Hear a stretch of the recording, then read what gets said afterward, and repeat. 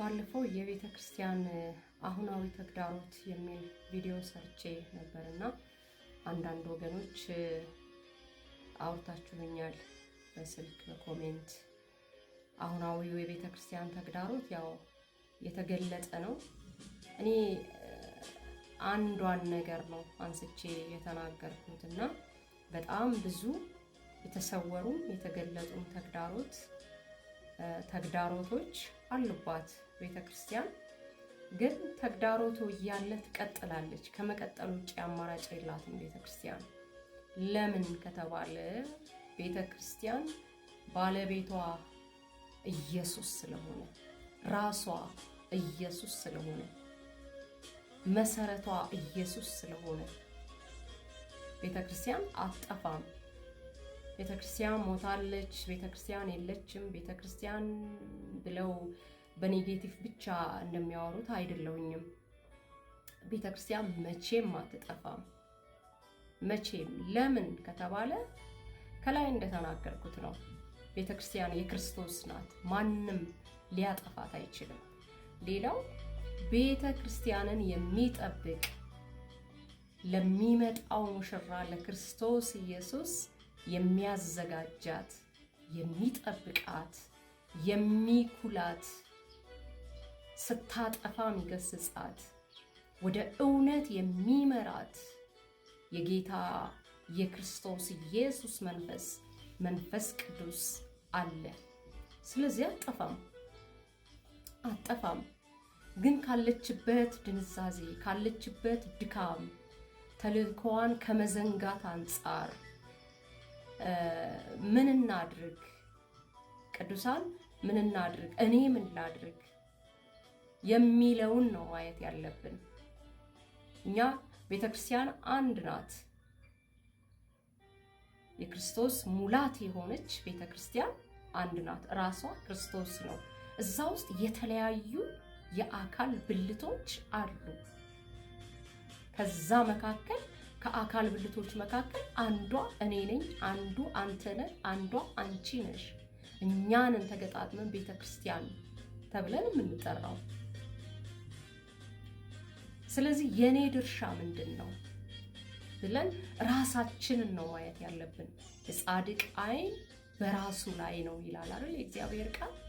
ሐዋርያው ጳውሎስ ለልጁ ለጢሞቴዎስ በመጨረሻ እንደዚህ አይነት አሁን እንኳን እኛ ከገለጥናቸው ምድር ላይ እየሆኑ ካሉ ነገሮች የሚጨምሩ ክፋቶች፣ የሚጨምር አመፃ ጌታችን ኢየሱስ እስኪመጣ ድረስ የሚጨምር የተለያየ ደስ የማይሉ ነገሮች ልንሰማ ልናይ፣ እኛ ካልሄድን ወደ ጌታ የምናያቸው በዓይናችን የምናያቸው የረቀቁ ክፋቶች ሊኖሩ ይችላሉ። ተጽፏል። የተጻፈው ግድ ይሆናል። የሚያስጨንቅ ዘመን እንዲመጣ እወቅ ብሎታል። ሁለተኛ ጢሞቴዎስ ምዕራፍ 3 ላይ በመጨረሻ ያስጨንቃል፣ ያስፈራል።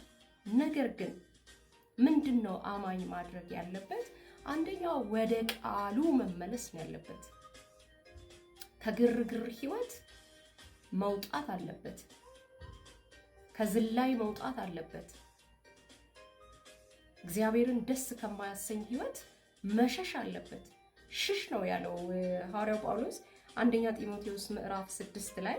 አንተ ግን ይላል ከላይ የተለያዩ ሐሳቦችን ይነግረውና ለጢሞቴዎስ። ጢሞቴዎስ እንግዲህ ወጣት መሪ ነው፣ ቤተክርስቲያን መሪ ነው፣ አገልጋይ ነው።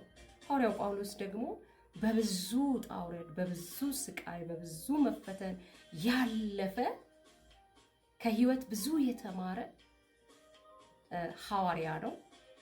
ይመክረዋል፣ ይሰማል። ጢሞቴዎስ ደስ የሚለው አሁን ላይ መካሪዎች ጥቂት ቢኖሩ ሰሚዎች የሉ። እሱ ማን ሆኖ ነው እኔን የሚመክረኝ? እሱ ማን ስለሆነ ነው እኔን የሚገስጸኝ? አባቶችን የማይሰሙ የቀደሙትን የማያዳምጡ በራሳቸው መንገድ የሚሄዱ ብዙዎች ተነስተዋል። መስማት የማይፈልጉ። ይሄ ደግሞ ጥፋትን ያመጣል። አያቱ ጢሞቴዎስ የቤተ ክርስቲያን መሪ ሆኖ መንፈሳዊ ስልጣን የገባው አገልጋይ ነበረ። ይሰማው ነበረ። ምንድን ነው የሚለው? አንተ ግን የእግዚአብሔር ሰው ሆይ ከዚህ ሽሽ፣ ጽድቅንና እግዚአብሔርን መምሰል፣ እምነትንም፣ ፍቅርንም፣ መጽናትንም፣ የዋህነትንም ምን በል ተከታተል ይለዋል። እግዚአብሔር ቃል ከነቀፈው፣ እግዚአብሔር ቃል ከጣለው፣ ውድቅ ካደረገው ነገር ልንሸሽ ነው የሚገባል። ስሜታችንን ተከትለን አሁን እየሆነ እንዳለው ማበድ የለብንም። መመለስ አለብን። ማረፍ አለብን። መጸለይ አለብን። ከቃሉ ጋራ መጣበቅ አለብን። ከእግዚአብሔር ቃል ጋራ መታረቅ አለብን። መጽሐፍ ቅዱስ የአምላካችን የእግዚአብሔር እስትንፋሳዊ ቃል መሆኑ ከገባን መታረቅ አለብን። እናንብብ፣ በአስተውሎት እናንብበው። ያነበብነውን መኖር እንድንችል ጸጋ እንጠይቅ። በዚህ አጋጣሚ ልናገር የምወደው ይሄንን ተግዳሮት ማለፍ እንድንችል ቤተክርስቲያን ላይ የተነሳውን ይህንን ተግዳሮት አሸንፈን ጌታችን ኢየሱስ ሲገለጥ አብረነው እንድንገለጥ መጽሐፍ ቅዱስን ገንዘባችን እናድርገው። እግዚአብሔርን መንፈስ እንስማው። መጽሐፍ ቅዱሳችን በእግዚአብሔር መንፈስ የሚመሩ እነዚህ የእግዚአብሔር ልጆች ናቸውና ይላል። በእግዚአብሔር መንፈስ መመራት ከቻለን፣ እግዚአብሔርን መስማት ከቻለን ከጥፋት እንድናለን። መካሪ ምን ሆናለን? ስንመከር መስማት እንችላለን። እግዚአብሔር ቤት ስርዓት ስላለው የቀደሙትን እንሰማለን። ጤናማ መንፈስ ያላቸውን እንደ እግዚአብሔር ቃል የሚገስጹንን፣ እንደ እግዚአብሔር ቃል የሚያቃኑንን ልንሰማቸው ይገባል። እሺ ልንላቸው ይገባል። ቁጭ ብለን ከእግራቸው ስር ልንማር ይገባናል። ይሄኛው ትውልድ ግን መማር አይፈልግም፣ መስማት አይፈልግም፣ መታዘዝ አይፈልግም። የሚንቅ ትውልድ ነው። ታላላቆቹን የሚንቅ ሕይወት ያስተማራቸው በብዙ ጣውረድ ያለፉ፣ በብዙ መከራ፣ በብዙ ፈተና፣ በስደት ያለፉ አባቶችን የሚንቅ ትውልድ ነው የኛው ትውልድ። ስለዚህ መመለስ ነው የሚያዋጣን። በዚሁ ከቀጠልን እንጠፋለን።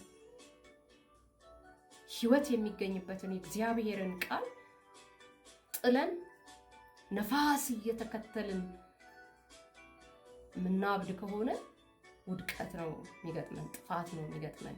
ልንመለስ፣ ረጋ ልንል፣ ሽሹ ካለን ልንሸሽ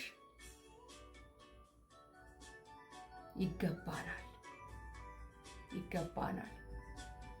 ልንጸልይ ደግሞ ይገባናል። ልናርፍ ይገባናል። ራሳችንን ልንገዛ ይገባናል።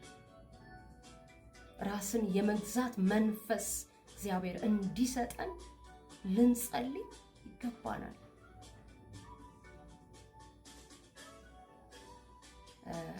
እግዚአብሔር ይርዳን ነው የምለው። እግዚአብሔር ይርዳን። እንደዚሁ የእግዚአብሔር መንፈስ ያስተማረኝን ብቅ እያልኩ እናገራለሁኝ። እግዚአብሔር ይባርካችሁ። አሁንም በኮሜንታችሁ በስልክም መፍትሄዎቹ ላይ ቀሩ የምትሏቸውንም ተግዳሮት ነጥቦችን ብታሳውቁኝ ደስ ይለኛል። እግዚአብሔር ዘመናችሁን ይባርክ። ኢየሱስ ይመጣል። ማራናታ። ሙሽራይቱና መንፈሱ ና ይላሉ፣ እኛም ና እንላለን። ጌታችን ሆይ ና። ማራናታ። ሃሌሉያ።